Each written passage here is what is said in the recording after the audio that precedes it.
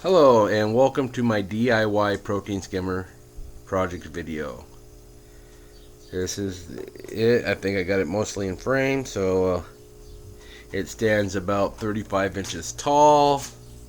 The main reaction chamber is 4-inch by 24-inch. It reduces down to a 2-inch pipe, then back into a collection cap at the top, and with this little black cover on it right now. This is just temporary, something I had around. I've been buying a lot of stuff, so it was bought thinking it might actually be an end cap, but it doesn't work that way. I ended up having to buy a ABS end cap that fit that 4-inch pipe, and it seems to be working alright. The inlet and the outlet are 1/2-inch PVC. There's a ball valve, a T, and there's 4 straight 90-degree elbows, plus an end cap up at the top there. I also used a half-inch coupler after I took a 13/16 wood drill bit to drill through the 4-inch pipe. From the cap, it's 1.5 inches down. From the bottom cap, it's 1.5 inches up where I started drilling. And then I stuck the coupler in there and siliconed on both sides. For the most part, I don't see any leaks from that area specifically, but there are quite a few leaks. This is in some setup. I haven't glued anything. Everything's dry fitted. The only thing I've done is silicone that top area right there to keep the water from backflowing on the outside of the collection cup, because it does overflow. At this time, just fine-tuning it will cause it to overflow, and instead of having it pour out the outside, it goes back into the reaction chamber. I need to make that a little bit longer, the air pipe right there, because it's just below the collection cup, so when I don't have it tuned right, it will squirt up the top. It has done that, so yeah. So, and then at the bottom I drilled let's see if I can get that angle here. Oh, I'll have to turn it. Give me a second.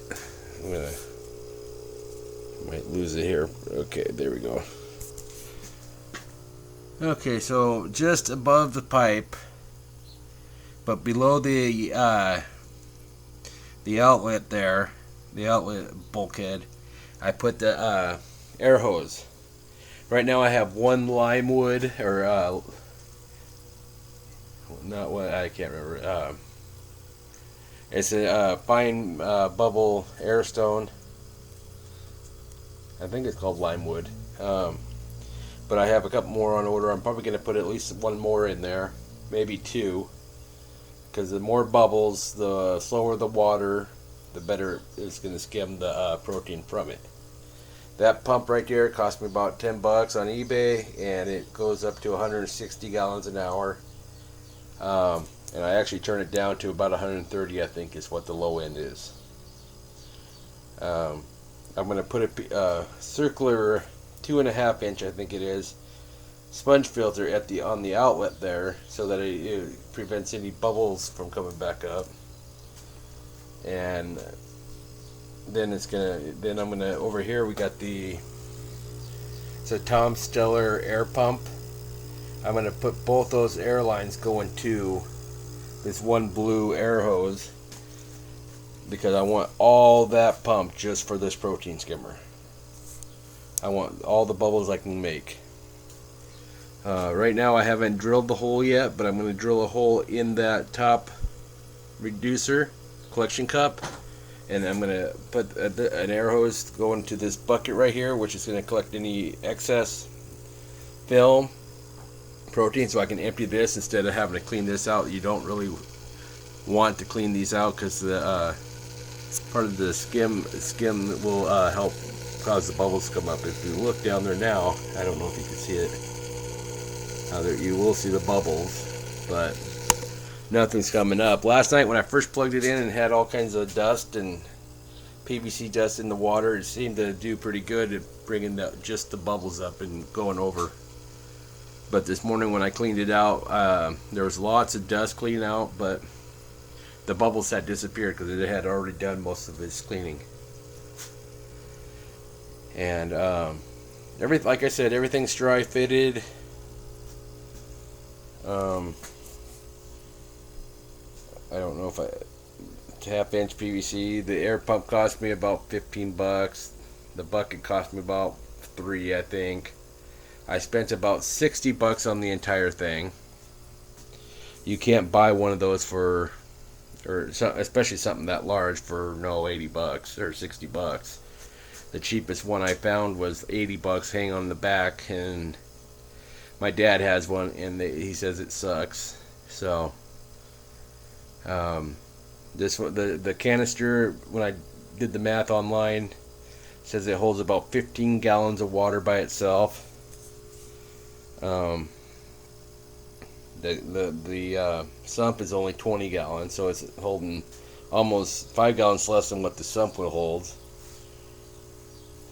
So I think it's going to do pretty good for my 40-gallon tank. If you think otherwise, let me know. Comments below. If you like it, let me know. Comment below. If you have any suggestions, same thing. I like all feedback. It don't matter.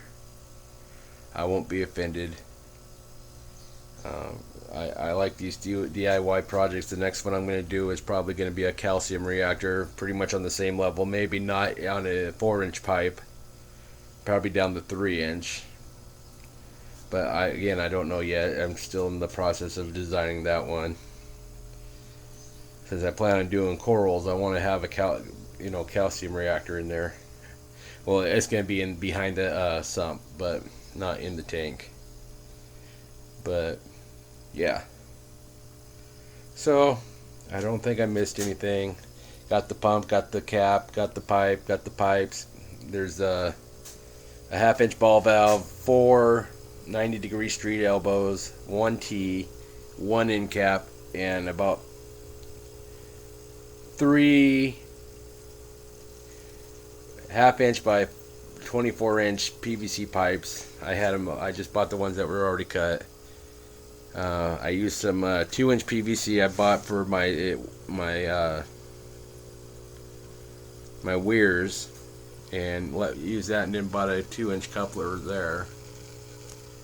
2 reducers, 1 4 by 24-inch pipe, 1 ABS end cap, and then that thing right there. So, and I don't even know if I'll keep that. Right now, I don't know what I plan on putting up there. Like I said last night, it worked fine. It actually skimmed out all that PVC dust. Of course, there is a lot of PVC dust back in there, but that's heavier stuff that stays on the bottom, so it's not actually getting hit by the. If you look over by the pump, there's nothing over there. Yep, PVC on top of the water. But if you look, nothing in the water, or not much. I just stirred it up a little bit trying to get it to show, but yep. So again, leave me a comment. Thank you. Bye.